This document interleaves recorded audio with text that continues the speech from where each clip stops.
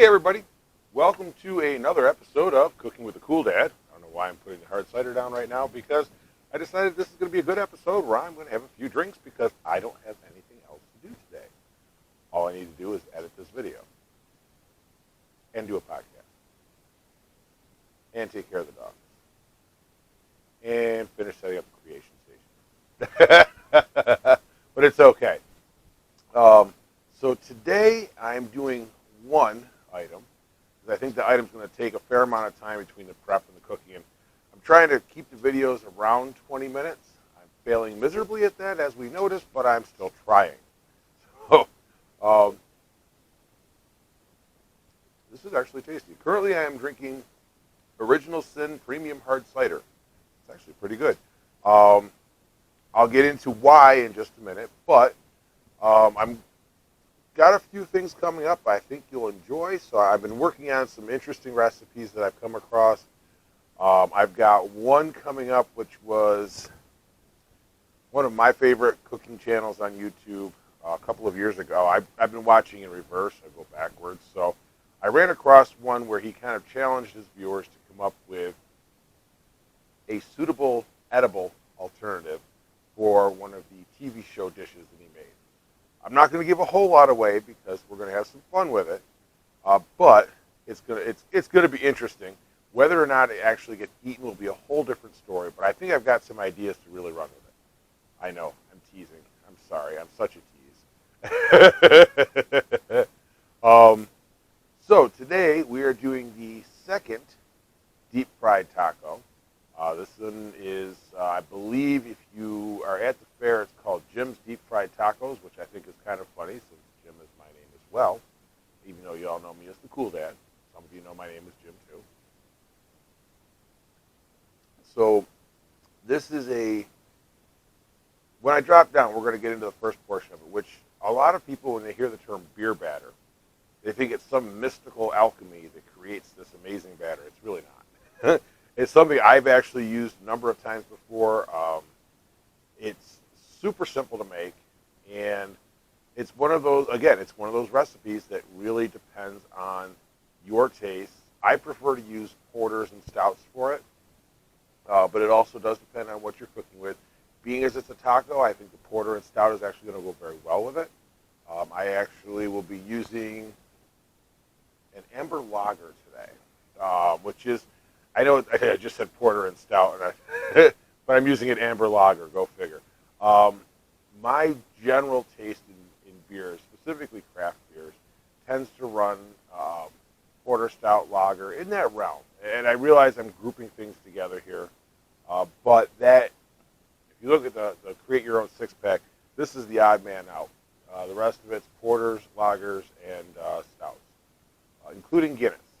Guinness was my entry to the world of darker beer. And I blame my mother for that one. One year after helping out at the local St. Pat's parade, I didn't have anything else going on, and she said, "You want to go to lunch?" I said, "Sure." So we went to a local Irish pub here in central New York region. Excuse me. There's a bubble in my beverage. And she said to me, "Have you ever had a Guinness?" And I said, "No, what's that?" She ordered me a Guinness, and I have never looked back. Especially in the last 6 years since I've quit smoking cigarettes, my taste buds have come back. I've gotten more into food, and I'll tell you, craft beers are, if you like complex flavor combinations, or even not so complex flavor combinations, but just the awesome flavor, the body, craft beers are the way to go. And I've really kind of gotten into the trying different ones. So this is where it all kind of comes together and we have some fun. So we're going to drop down momentarily, and we're going to make our beer batter first. Then we're going to assemble our taco. I was just looking at my oil. It's coming slowly, but I was trying to take time to let it heat up ahead of time. But I did brown and season the beef ahead of time because, let's face it, watching ground beef cook, you might as well watch grass grow or paint dry. It's not exciting, but if you guys want me to do a video on how to properly brown down ground beef, let me know. I will be happy to do it. So anyway, let's drop down, start making our batter, assembling our taco, and making a deep fried taco so I can have some dinner. Well, lunch really this time of day. See you down below. Okay, now I wasn't joking when I said that this is a super simple recipe. Literally, flour. Open my bag of flour. I'm gonna have to get another bag of flour one of these days. Some recipes call for self-rising flour. I generally use just regular, unbleached, plain old white flour.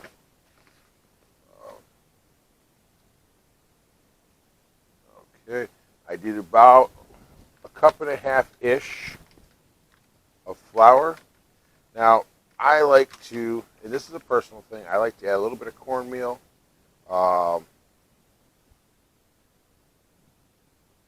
About a half a cup, give or take. And normally I don't, there we go. Oops. And I'm going to throw cornmeal all over the place while I'm at it.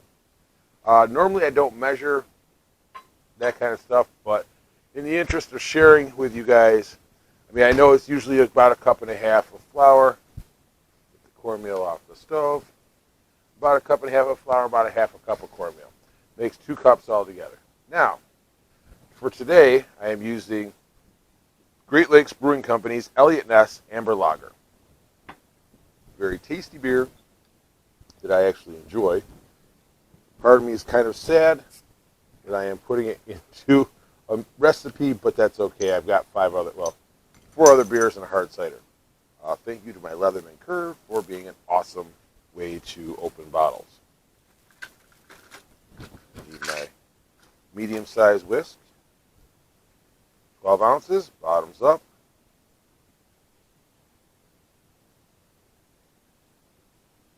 Yes, it's bubbly.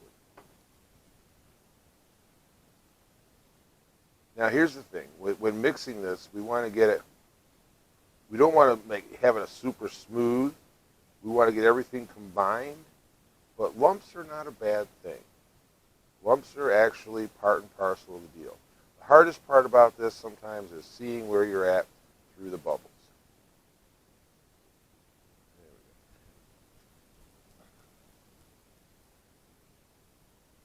Almost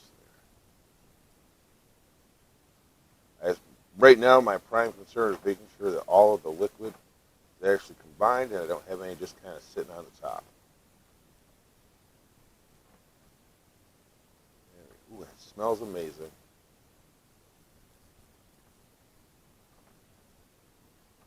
Like I said, basically just making sure that the liquid is actually combined. You can see I've still got some lumps in there. There's our batter. Okay, now, stay. Put the empty on the counter. Take a sip of my not empty. And that's a very good hard cider.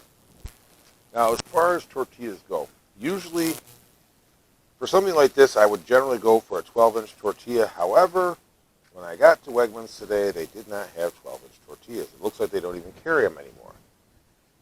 They may not have been where I got it before, but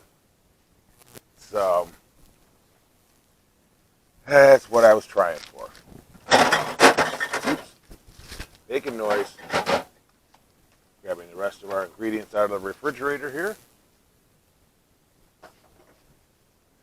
The one thing I grabbed today that I was hoping to be able to pull this back off. I need the cutting board for a second. Nobody sells shredded lettuce anymore. I'm kind of disappointed in that. Yes. So, for our shredded lettuce, I will be shredding it myself.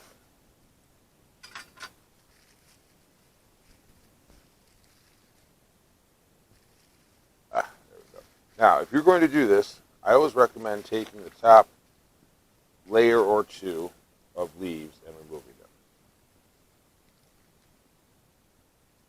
There's going to be people that say, oh, you should use a ceramic knife for it. Yes, I know. I should use a ceramic knife to shred lettuce. But I'm not, because I don't use it often enough to warrant actually buying one. So I'm just going to realize that I bought a crappy head of lettuce from Wegmans. So Wegmans, we're going to have a little discussion later. Let me see if this is at all salvageable. You guys, this is real life. This is how it happens. Okay, it looks like I can salvage some of it. So you know what? It was cheap, so I'm not going to throw a fit about it. Do one more. You know what? This whole thing, bam, done. Save what I can out of this section. I know some people are probably like, ew, that's disgusting. You know, maybe, but you know what? It's food. And food is life. Life is good. Let's eat some more. Couldn't resist throwing it in. Okay, so let's make some shredded lettuce now. I'm just making nice long shreds here. If you want to cross-cut your shreds so you've got like smaller pieces, that's fine too. Just do one. It gives me a little bit smaller setup there. Knife in the sink. Dogs are speaking. There's a reason why I didn't put the flour away yet. There. Even though my counter is clean, I don't feel like putting lettuce right on it because it's a pain in the ass to pick up. Dry off my cutting board so that my shell does not stick to it. Okay, now, here we go to building. I'm getting my favorite soup spoon because it's great for scooping stuff. I'll start with a base of meat. This is just 80-20 ground beef, browned down, added some taco seasoning. I did use the reduced sodium taco seasoning because I am trying to watch my girlish figure these days. Just kidding. I do try to eat healthier, and honestly, once these recipes are done, my body will be much happier.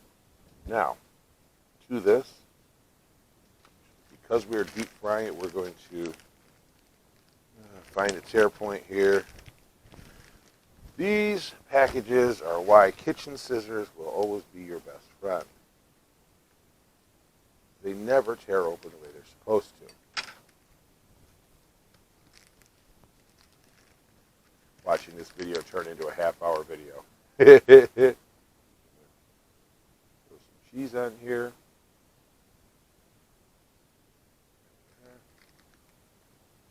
The goal of this is putting our colder ingredients into the center so that they don't get all yucky on you.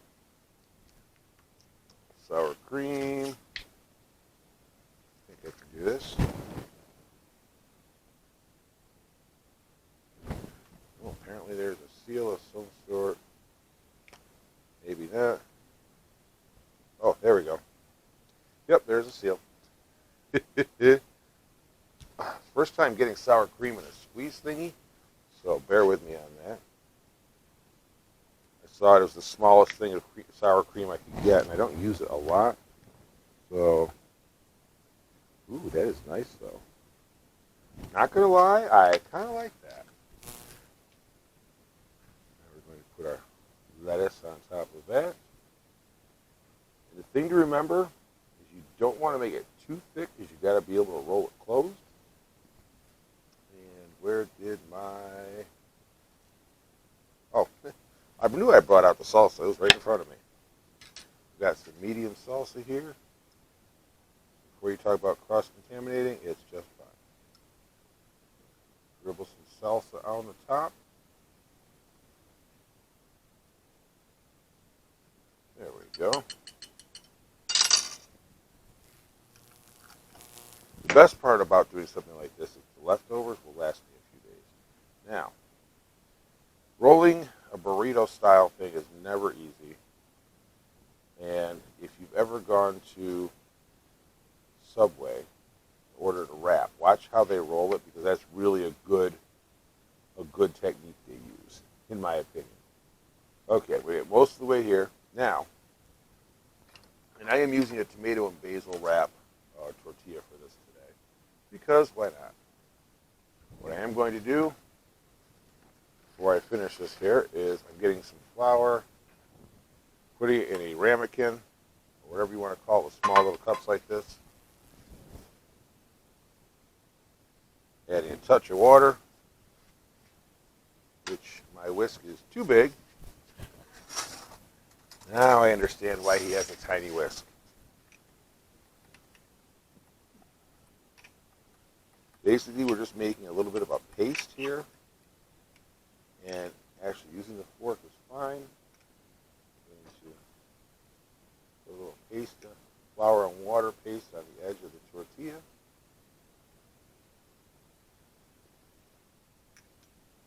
Not going to overdo it, but just enough to get a nice thin layer on there. And bam, and let it sit for a second. What that's going to do is going to kind of act like a glue to keep it closed. Now, our tongs. So let me check my oil real quick.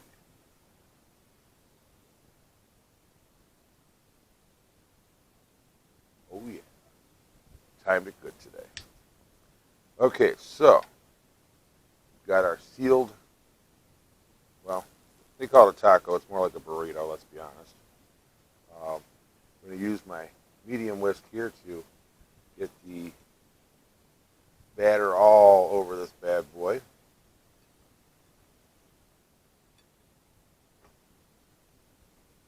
Boop, boop, boop.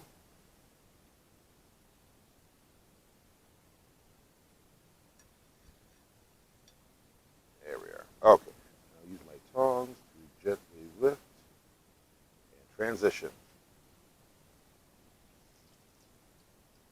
There we go. Woo, I called that one just about right. If I'd put any more oil in that, I'd be overflowing right now.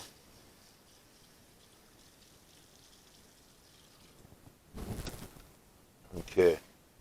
Giving it a little bit here to get the bottom going, and then I'll start rotating it. Make sure if you rinse your tongs, you wipe them off well,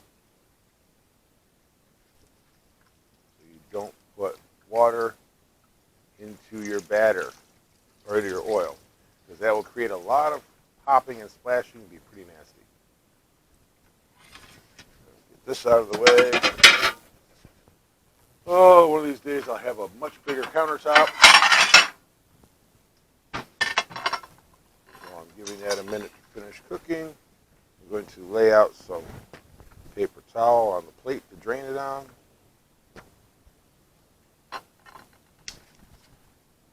Rotate again. And this does not take very long to cook because you don't want to roast your cold ingredients. I realize I'm off camera right now. Son of a gun. But that's how it rolls, I guess. You guys know what it looks like to put stuff in oil. And just like that, we're done. I know this is back on camera. So, shoot, running out of places to put stuff. There we go. Deep fried taco in a beer batter. Put this over here out of the way for the moment. I'm going to let this sit for just a minute and cool down a little bit. Ooh, God, that feels good. That sounds silly, but properly cooked batter in a deep fryer does have a certain feel to it. Okay. Tip that over. Boy, that's good. Now, I'm going to use my tongs to hold, just to show you guys.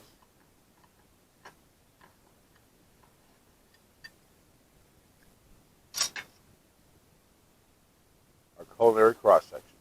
Our lettuce is still crispy. Our cheese is a little bit melted. Everything's good to go. Give me a couple minutes. I'm going to clean up a little bit. We'll come back up top and wrap it up. Hope you guys have a wonderful Labor Day weekend. So give me just a minute. I'll be right back with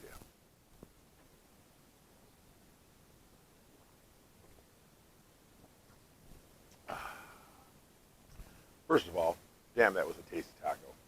Although technically I believe it's more of a burrito than a taco. But either way, it works. It's freaking amazing. It's fucking amazing. Let's go down that road. It's fucking amazing. actually, where I had to stop eating for a minute so I could actually take some pictures for the thumbnail. Mm. Nice and light and crispy on the outside, and a nice savory flavor of the batter. The lettuce, the sour cream, and the salsa are all nice and cool still. The meat's still warm. The cheese is melty. It's perfect. Mm. I gotta admit, I'm pretty happy with this. If it wasn't for my waistline, I might do this on a more regular basis. I might anyway. It's like really good. Mm. Okay.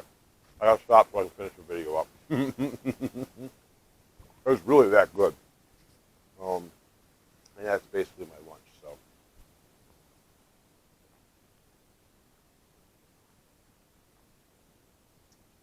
very good. It'll go on the rebuy list. It is that time of year. So Jim's Deep Fried Tacos from the State Fair. Made it at home. It was good. You can do it too. Why not? Have some fun.